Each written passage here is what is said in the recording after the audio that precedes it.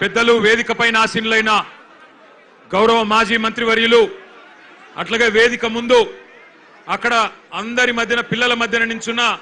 శ్రీమతి సబితా ఇంద్రారెడ్డి గారు అదే విధంగా గౌరవనీయులు వేదికపైన ఉన్న పెద్దలు శ్రీ తలసాని శ్రీనివాస్ యాదవ్ గారు గౌరవనీయులు శ్రీ జగదీష్ రెడ్డి గారు గౌరవనీయులు ప్రశాంత్ రెడ్డి గారు గౌరవనీయులు శ్రీనివాస్ గౌడ్ గారు గౌరవనీయులు పల్లా రాజేశ్వర రెడ్డి గారు కౌశిక్ రెడ్డి గారు రవీందర్ రావు గారు భూపాల్ రెడ్డి గారు రమణారెడ్డి గారు సునీత గారు ఇంకా వేదికపైన ఉన్న పెద్దలు గౌరవనీయులు శ్రీ జీవన్ రెడ్డి గారు గౌరవనీయులైన మా సునీత లక్ష్మారెడ్డి గారు ఎమ్మెల్యే గారు ఇంకా మా ఎమ్మెల్యే స్థానిక ఎమ్మెల్యే గౌరవనీయులు ముఠా గోపాల్ గారు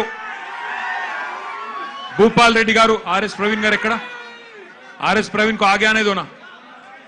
గౌరవనీయులు ఆర్ఎస్ ప్రవీణ్ కుమార్ గారు మాజీ ఐపీఎస్ పెద్దలు గౌరవనీయులు మాజీ మంత్రివర్యులు కరీంనగర్ ఎమ్మెల్యే గంగుల కమలాకర్ గారు జీవన్ రెడ్డి గారు మా తమ్ముడు గ్యాదర్ కిషోర్ గారు తమ్ముడు బాల్కా సుమన్ గారు విద్యార్థి నాయకులుగా ఈ రోజు ప్రజాస్వామ్యంలో పార్లమెంటు గడప అసెంబ్లీ గడప తొక్కిన నాయకులు ఈ రోజు ఈ కార్యక్రమానికి ఈ నిరసన కార్యక్రమానికి అధ్యక్షత వహిస్తున్న బీఆర్ఎస్ విద్యార్థి విభాగం రాష్ట్ర అధ్యక్షుడు సోదరుడు గెల్లు శ్రీనివాస్ యాదవ్ గారికి అట్లాగే మొత్తం బీఆర్ఎస్ విద్యార్థి విభాగం నాయకత్వం మొత్తానికి మా తమ్ముడు ముఠా జయసింహకి ఇంకా స్థానిక నాయకత్వానికి పెద్ద ఎత్తున తరలి వచ్చిన మా గౌరవనీయులైన మరి నాయకులకి ముఖ్యంగా ఇప్పటిదాకా अरे क्या कर रहे रे भाई तुम लोग क्या कर रहे तुम लोग कई को गड़बड़ कर रहे చూడు నగేష్ చూడు ఏందో చూడు ఇప్పటిదాకా అద్భుతంగా మాట్లాడిన మా చెల్లెళ్ళు తమ్ముళ్ళు నీట్ మాత్రమే కాదు భారతదేశంలో ప్రస్తుతం నెలకొన్న పరిస్థితుల పట్ల ఆక్రోశం వ్యక్తం చేస్తున్న యంగ్ జనరేషన్ జెన్ జీ కి సంబంధించిన మా తమ్ముళ్ళు చెల్లెలందరికీ ఒకసారి గట్టిగా చప్పట్లతో వారికి అభినందనలు చెప్పాలని నేను కోరుతా ఉన్నా నిజంగా ఇవాళ ఇక్కడ పెట్టింది కార్యక్రమం రాజకీయం కోసమో ఎవరినో తిట్టడానికో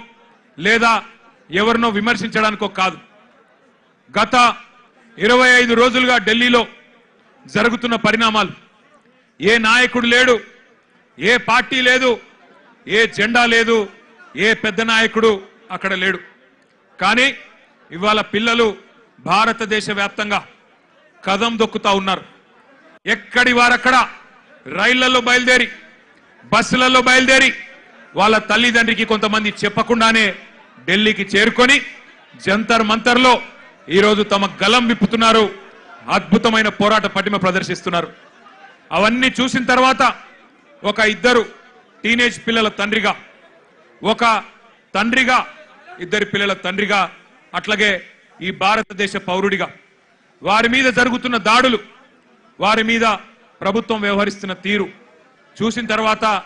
మనసు ఊరుకోక ఉండబట్టలేక నిన్న పొద్దున వరంగల్ పోయేటప్పుడు ఒక నిర్ణయం తీసుకున్నాం ఏదేమైనా ఈ పిల్లల కోసం ఇలా రాజకీయం లేదు జెండా లేదు రాజకీయ ప్రయోజనం ఆశించి కాదు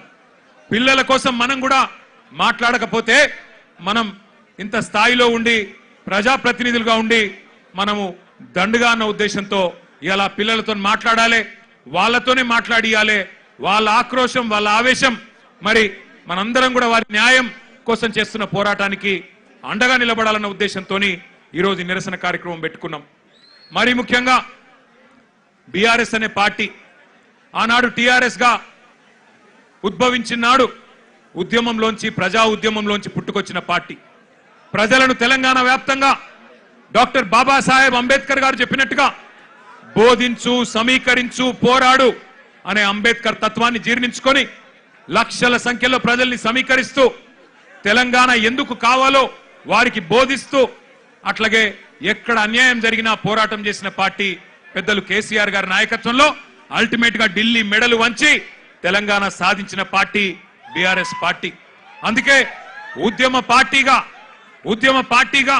ఉద్యమంలో పుట్టిన నాయకులుగా ఉద్యమంలోంచే ప్రజాప్రతినిధులు ప్రభుత్వాన్ని ఏర్పాటు చేసిన వారుగా ఉద్యమాలంటే ప్రజా ఉద్యమాలంటే మాకు గౌరవం ఉంది అందుకే ఆ ఉద్దేశంతోనే వాళ్ళ పిల్లలు చేస్తున్న ఈ పోరాటానికి ఉడతా భక్తిగా